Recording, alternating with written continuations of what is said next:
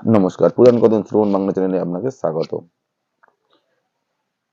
দেবী পুরাণ, আজ অষ্টবিংশ অধ্যায়। অগস্ত্য বলিলেন, এই বৃত্তান্ত ব্রহ্মা শিবের নিকট প্রাপ্ত হইয়াছিলেন, ইন্দ্র ব্রহ্মার নিকট, এবং আমি ইন্দ্রের নিকট প্রাপ্ত হইয়াছি। রাজন, এই বৃত্তান্ত যথাবৎ প্রকাশ করিলাম।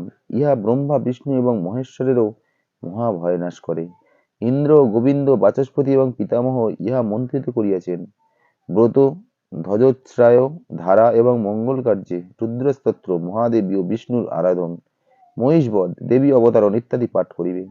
দেবীগৃহে, দেবগৃহে, শঙ্কর অথবা হরিগৃহে, গোষ্ঠ, চত্বর, শৈল অথবা মনোরম গৃহে দেবীর পূজা করিয়া কুমারী ভোজন করাইবে। সদাচার সম্পন্ন, শাস্ত্র তৎপর দেবী ভক্ত ব্রাহ্মণদিগের স্বর্ণ বস্ত্র ভূষণাদি দ্বারা যথাশক্তি পূজা করিয়া তাহাদিগের দ্বারা স্বস্তি বাচন করাইবে। পরে যথাবিধি পুস্তকের পূজা করিয়া সুগন্ধ, গন্ধ পুষ্প, পুষ্পমাল্য, চন্দন, ঘণ্টা, চামর, দর্পণ, বস্ত্র, আভরণ দ্বারা শোভিত করিয়া স্থাপিত করিবে। তৎপরে যথাবিহিত বাচকের পূজা করিয়া দেবী মাহাত্ম্য পাঠ করাইবে।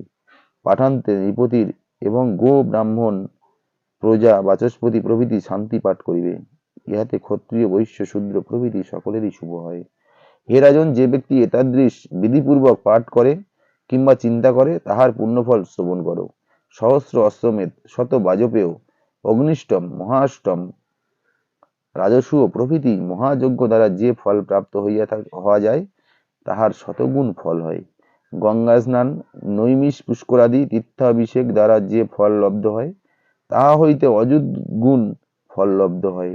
এতদ্ভিন্ন ব্রহ্ম হত্যাদি পাপ নষ্ট হয়, অর্থ ও ধর্ম বৃদ্ধি প্রাপ্ত হয়, কাম এবং মোক্ষ ফল প্রদান করে, পুত্র, পত্নী, জয়, সুখ ইত্যাদি লব্ধ হয়। হে বৎস, এই বিধানানুসারে শ্রবণ করিলেই কীর্তি এবং লক্ষ্মী লাভ হয় এবং পরলোকে পরম পদপ্রাপ্তি হয়।